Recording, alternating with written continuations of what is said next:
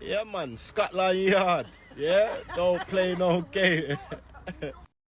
To my YouTube channels, my name is Tim Tesi. Kindly for watching me for the first time, remember to subscribe, like, share and also comment. For my returning viewers, thank you so much for always coming back and watch my video. So guys, in today's video is about Jamaica and Scotland. We all know that Jamaica is the only country that is now known by each and everybody across all over the world because of the culture that the Jamaican have. So in today's video we want to see difference between Jamaicans and Scotland because Scotland is origin it's resemble Jamaica. So let's watch this video and in the end then come back with more reaction. Yes, let's talk about the connection between Jamaica and Scotland. So when Jamaica gained independence in 1962, they were faced with the big question of how were they going to represent their flag? So this was the first design that Jamaica was considering making their flag, which I'm honestly glad they didn't. They had the meanings down, which was black representing the strength and creativity of the Jamaicans, which helped them overcome difficulties, the gold representing the wealth of the country and also the sunshine, and the green representing the vegetation and also the hope. Eventually, this man, Reverend William McGee, was on a missionary trip to Jamaica when he met up with the Prime Minister and he said, "Hey lad, you should design your flag based off Scotland's." So that's why, because of inspiration from Scotland, Jamaica became the second nation to feature the St. Andrew's Cross on their flag. Thank you. I know this will come as a shock to you, but the reason why one of the main streets of this city is called Jamaica Street is not to pay homage to reggae music and beautiful Caribbean beaches. Despite the common narrative of Scotland being the underdog minding its own business while England does its thing, every single monument and historical building in this city was built with its slavery money. Historically, Scotland and more specifically Glasgow are neck deep into what the wealthy families of this area still politely refer to as cargo shipping. What kind of cargo, you may ask? Guess.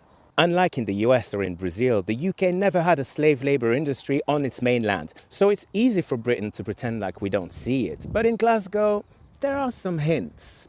Yeah, the colonial past is everywhere, and walking in Glasgow constantly reminds you that money been here. Yet today, Glasgow might have a very working class reputation, but historically, it's got money. And in Scotland, like in the rest of the imperial core, money meant power, meant white supremacy.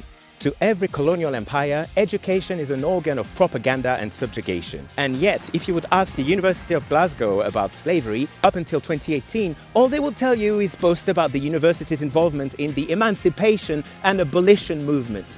And that's it. It took a student's research in 2018 for the University of Glasgow to grapple with its involvement and the many ways in which it benefited from slavery. As Severin Carroll wrote in The Guardian, one of the former rectors of the University of Glasgow was Robert Cunningham Graham, who spent 2 decades making his fortune as a plantation owner and slaver. Yeah, it turns out all that money didn't come from whiskey and haggis. Who would have thunk? Private, with my ancestors' money? I don't think so. I'm getting what's mine. To their credit, though, the University of Glasgow was the first in the UK to officially acknowledge its involvement and to publish a report estimating that they benefited financially from the profits of slavery to the sum of £200 million. And their first step is to pay £20 million in reparations towards the Joint Centre for Development and Research with the University of the West Indies. Now, is it enough? No, but it's better than nothing, I guess. The university research estimates that the total reparation owed to black people is $12 trillion US. That's a lot of money. Now, I don't know if that also covers the debt to Haiti and Congo, but if you add to that the hundreds of billions that the same colonial powers will have to pay to watermelon people, that's a lot of Mini Coopers. The Scottish identity is often romanticized as fierce opposition to England. But when it comes to the spoils of empire, Glasgow was the richest city of the empire after London. And yet, Glasgow somehow managed to dilapidate all that wealth in the 20th century. And we'll see how in the next video. So recently, thanks to 23andMe, I found out that I have relatives in Jamaica. And I'm like the least Jamaican looking person in the world, so I decided to look into the links between Scotland and Jamaica. So the first dates from 1656 when Oliver Cromwell banished 1,200 Scots to Jamaica. The English had a colony there. And the Scottish immigrants generally took up posts as servants to the English. And criminals were also exiled there. And later on in the 17th century, some people who had gone to colonise the Darien jungle, which I've done a video on, also arrived in Jamaica. The first wave of Scots to the island were sold as servants to the English. And interestingly, Campbell is the most common surname on Jamaica. And it's thought the first Campbell on the island was Colonel John Campbell. He had also been on the failed Darien Jungle Mission, and he decided to settle in Jamaica and set up a sugar plantation. During the 18th and 19th centuries, a lot of sugar plantation owners and overseers were Scottish. Not quite so good a link. And Glasgow was a large importer of slave-produced sugar. And by the early 19th century, over half of Scotland's linen was sent to the Caribbean to clothe the slaves and the owners. So my relatives might have been servants or criminals or people who were involved in slavery. But it's important to remember these things did happen. Ooh, I also went to Jamaica on my honeymoon. It was lovely. Have you ever wondered why the flag of Jamaica and the flag of Scotland both have a saltire layout? And of course there is a connection. Coming to its planned independence in 1962, coming up to their independence, they were designing a new flag, but there was a problem. The proposed flag that they had was too similar to the newly independent Tanzania. It was said at the time there was someone very high up in the committee that was dealing with the new flag design. He was writing to one of his friends, and his friend was a priest that lived in Scotland, and they were talking about this challenge they were having in Jamaica about the new flag. And the Scottish priest wrote him a letter and he sketched out the design of the Scottish saltire flag that's above me here. And it was said that this apparently inspired the design and the layout of Jamaica's flag today. What's going on, people? This video is going to explore the colonial impact of Scotland on Jamaica. Here's that story. Outside of Scotland, Jamaica has the highest percentage of Scottish surnames. It's estimated that 60% of surnames in the Jamaica telephone directory are of Scottish origin. So pick up my Andersons, Campbells, Millers, Malcolms, Grants, Gordons and many more. It's even believed that there are more Campbells per square acre in Jamaica than Scotland. Have a look at their national flags. Notice anything? They're the only two national flags to include the saltire, i.e. the St Andrew's Cross. Here's that story. Historically, the J flag looked like this. In 1962, as the time of independence approached, an initial design for the flag with 3 vertical stripes was deemed unsatisfactory. One oral story goes that Scottish Minister Reverend William Magee, who had become a friend of the then Prime Minister, suggested that the national flag should reflect Jamaica's status as a Christian country and have a cross on it. Legend has it he drew out the Scottish flag substituting the blue and white of Scotland with the green, black and gold of the initial design. Guys, welcome back. Hope you have watched a very different people viewing how Jamaica is being resembled to Scotland. And now people, they have come out and they have started confusing between Jamaica and Scotland. We all know that Jamaica is the kings of Caribbean. Their origin is from Africa, because Jamaica is just is the motherland of the black people, because they were taken here from Africa through slavery to Caribbean. And Jamaica has been trending. Jamaica is the only country that has known across all over the world, and people really love Jamaica because they love that Jamaica have. Because Jamaica, they really love their culture, and their culture are so amazing. And that's why now people now come out and really enjoying how Scotland is being resembled as Jamaica. And people know that people started thinking that maybe Jamaica started copying culture from Scotland. But we all know that who is the really culture across all over the world. Because number one, when it comes in terms of the flag of Jamaica and Scotland resemble itself. You can look how the color really looks. It really looks different. It's just resemble. It might be, it's lack only the red color.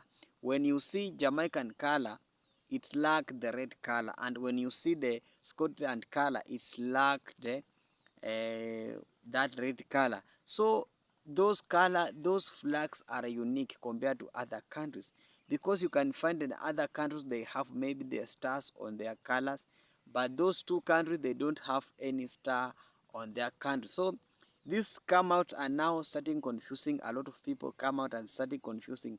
Is Jamaica really copying the culture of Scotland? And the another thing is about independent. We know that Jamaica got independent in 1962, and also Scotland got the independence the same day.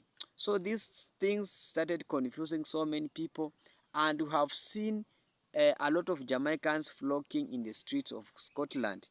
And that guy has really explained well, because we have some roads that they have been named as the Jamaicans Road, because the Jamaica has been dominating on those areas for so long, and that's made them that to feel that Jamaica and Scotland are the same culture. And the truth is that Jamaica is from what? Jamaica is from Caribbean, and the Scotland is from UK. That's made that really Jamaica is a very good country, because when you come in reggae roots, Scotland sometimes trying to do the reggae roots, but the origin of the reggae roots is from Jamaica.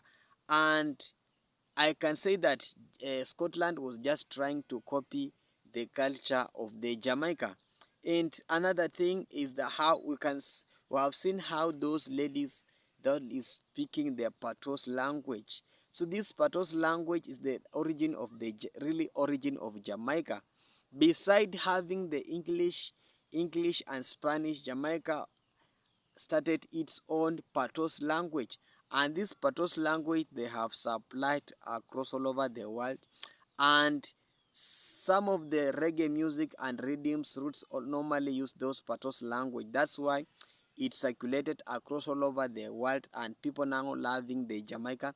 And those Scotland now starting copying the Jamaicans Patos language, because Patos language is the language that's spoken by each and everybody, because also we have seen Chinese also speaking the Patos language. We have seen the even the Chinese also speaking the Patos language, and that's the only difference that Jamaica have, and that is how the influential Jamaica is, because they normally speak from the reality. They normally love their country. And when you come to unity, Scotland is just trying to copy the unity of Jamaica. But when you come in terms of unity, Jamaica normally win. Jamaica love each and every Jamaican. When you go to United States, they are really united. When you go to other countries, Jamaica are really united. And that's why now the Africans now, they have now come out and they just wanted to have that unity, because they have realized that unity is power. And that's why when you just mess with Jamaica, all Jamaica will come out and start attacking you. And that is the unity that Jamaica have compared to other countries. And that is the unity that Jamaica has had, that has reached at this point. So as I conclude, kindly, Jamaica is the country that most lovely country when you come in the reggae music, when you come to the sprinters. Even people now maybe they started confusing that most of the sprinters are from Scotland, but no, the home of the free sprinters across all over the world is from Jamaica. And that's why we heard that the